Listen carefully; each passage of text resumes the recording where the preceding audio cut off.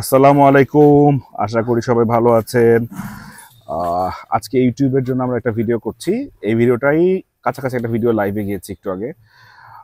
তো আজকে আমরা দেখাচ্ছি আমাদের 25, 26, 27 সালের যে কালেকশনগুলো। এখানে যে কয়টা বাচ্চা আছে সব কয়টা কিন্তু ব্রাহ্মা ক্রস বাচ্চা। দেখেন, আমি আর রিফাত কিন্তু কয়েকটা ভিডিও করেছি বাচ্চার পায়ের ব্যাপারে। পান্টু, তুমি যদি একটু তোমার এক্সপেরিয়েন্স থেকে বলো যে একটা গরু কিনতে গেলে পা কিরকম দেখা উচিত? এবার এটা গরু কিনতে গেলে আপনার পাটা দেখতে হবে, পাটা সেক্সারটা দেখতে হবে, পাটা গোছাটা কিরম, পার খুরটা কিরম, পার গিরিটা কিরম। এই গিরিটা দেখেন, গিরিটা খুব মোটা, হাইট, পাটা এবং সোজা সোজা। আপনারা যে ওই যে ওই পাটা দেখেন, ওইটা তো বেঁকা হয়ে আছে, এই পাটা দেখলে ক্লিয়ার, ওই পিছনের পাটা দেখলে ক্লিয়ার হবেন। একদম সোজা মোটা একটা পা। এটা সহজ হিসাব যে একটা বাড়ি বানাই আমরা, যখন বাড়ির ফাউন্ডেশন যদি স্ট্রং না হয় তাহলে বাড়ি কিন্তু অনেক বড় তালা করা যায় না। আমাদের 20 তালা একটা বাড়ি করতে হলে 20 তালার ফাউন্ডেশন লাগে। ঠিক তেমন একটা গরুকে 1000 কেজি ওজন নিতে হলে, 800 কেজি ওজন নিতে হলে, 900 কেজি ওজন নিতে হলে সেরকমই তাকে তার স্ট্রাকচার লাগবে, তার ফাউন্ডেশনটা সেরকম স্ট্রং আর সেভাবে আপনার পাড়া দেখতে হবে। পাড়া না দিলে লোডটা নিতে পারবে না। হ্যাঁ, লোড নিতে পারবে না। এখানে যে বাচ্চাগুলো আছে, স্পেশালি এই যে প্রথম দুইটা বাচ্চা, লাস্টের দুইটা বাচ্চা, এই দুইটা বাচ্চা, এই চারটা বাচ্চা মানে 900 কেজি হওয়া এদের জন্য কঠিন কিছু না। এগুলো 900 কেজি আপনার হবে ইনশাআল্লাহ 900 কেজি হবে, পারফেক্ট 900 কেজি বেশি হবে ইনশাআল্লাহ। কারণ পার যেমন গুছাটা আছে, গুছাটা খুব ভালো, আপনার পার গুছাটা লম্বা আছে, সবরা আছে, মোটা আছে। আচ্ছা পান্টু, যদি একটু বলো যে এই যে একটা গরু, ধরো এই গরুটা তো তোমাকে অ্যাটলিস্ট 26 সাল পর্যন্ত পালতে হবে। জি জি। তো 26 সাল পর্যন্ত পালতে গেলে ওকে কি, ওর খাবার দাবার কি শুরু থেকেই অনেক বেশি খাওয়াতে হবে নাকি আস্তে আস্তে?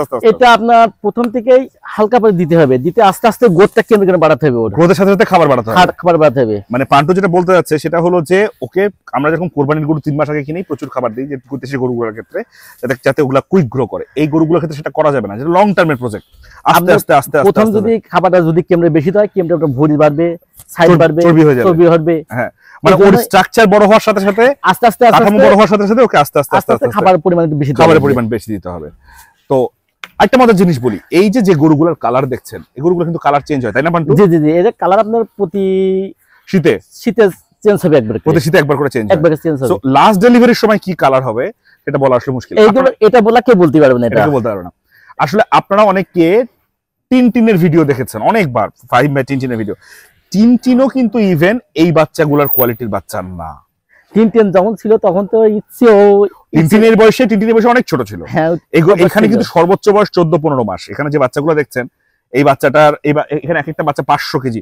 আমি যদি একটা বাচ্চা একটু ওজন করে দেখাই, একটু ওই প্রথম বাচ্চাটা একটু ওজন করে দেখাই।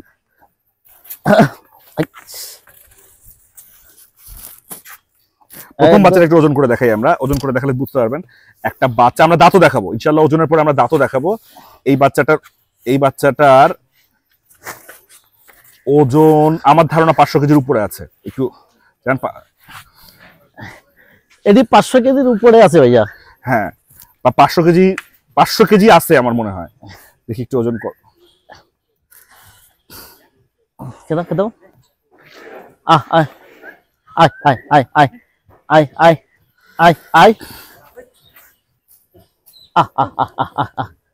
আয় আয় আয় আয় আয় আয় আয় আয় আয় গুড বড় আছে তো। আয় আয় আয় আগা। আপনারা দেখতে পাচ্ছেন 503 কেজি, 503 কেজি, 1 কেজি এরকমের মতো, মানে 500-র উপরে আছে আলহামদুলিল্লাহ। আলহামদুলিল্লাহ বেশি আছে ভাইয়া। আগা আয় আয় আয়। আমি যেটা বলতে চাচ্ছি যে একটা পারফেক্ট বাচ্চা, আমরা খামারি কথন যে পর্বগুলো করি, সে পর্বতে আমরা যে একটা পারফেক্ট বাচ্চা, একটা বড় হওয়ার জন্য পারফেক্ট বাচ্চা, যেই বাচ্চা আপনি 3 বছর, আপনি যদি 3 বছর ঠিকভাবে দানাদার খাওয়ান, খেয়ে আপনার ইনশাআল্লাহ লস হবে না। এরকম বাচ্চা আপনার মার্কেটে পাওয়া খুব দুষ্কর, খুবই দুষ্কর। এবং অনেক খুঁজে হয়তো বা একটা দুটা বাচ্চা পাওয়া যায়।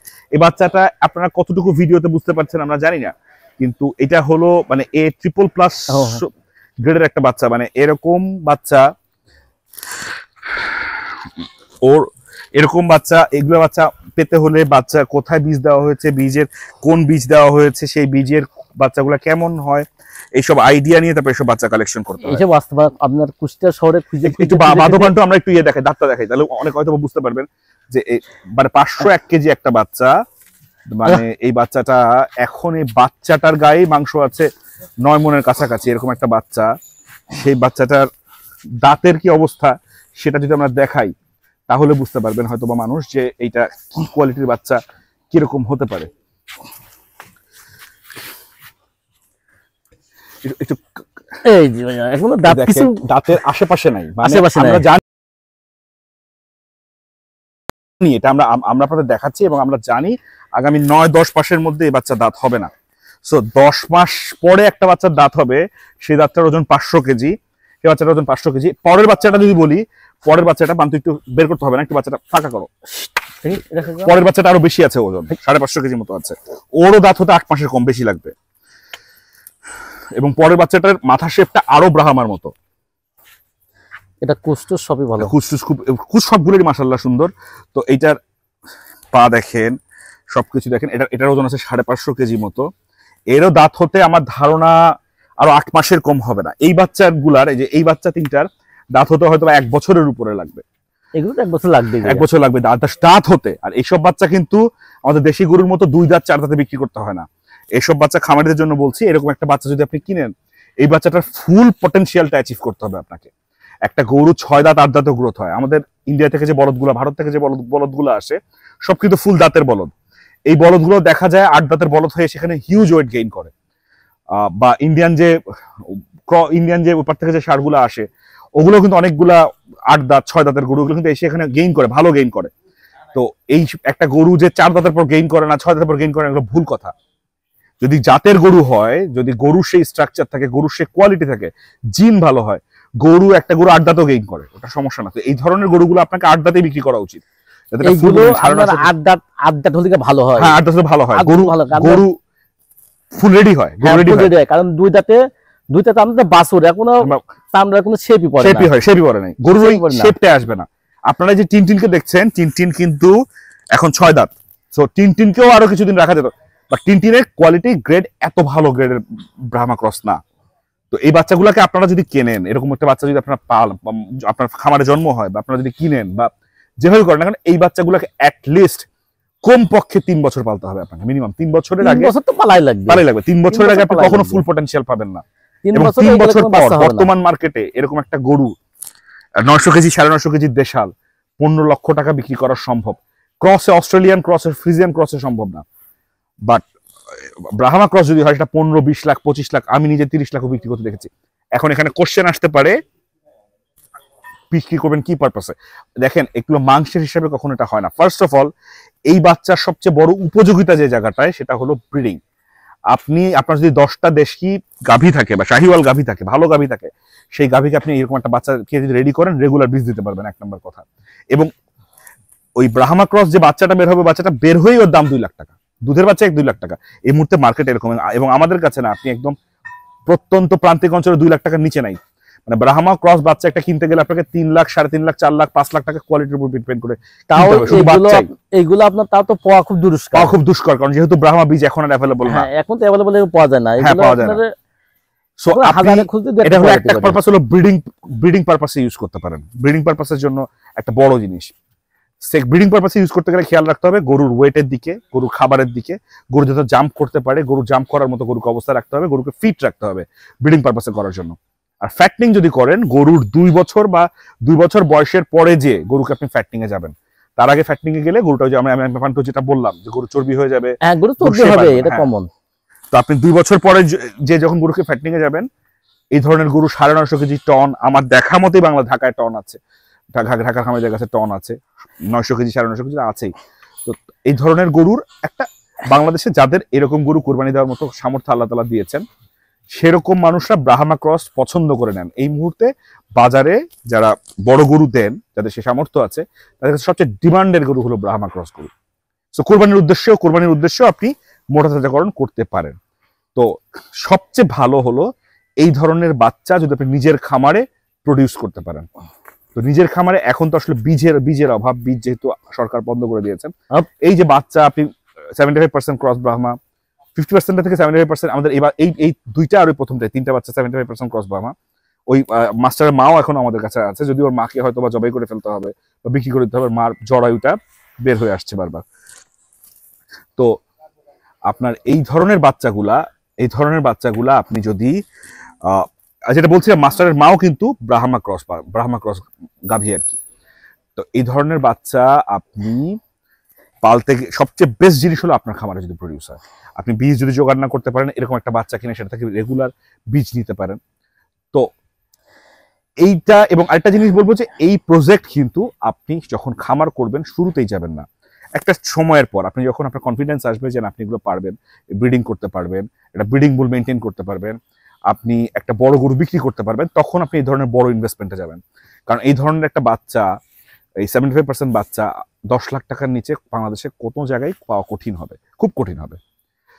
যে বাচ্চাটা রেডি হয়েছে, রেডি মানে যে বাচ্চাটা ব্রিডিং করতে পারবে, আপনি দেখে বুঝতে পারছেন সেরকম।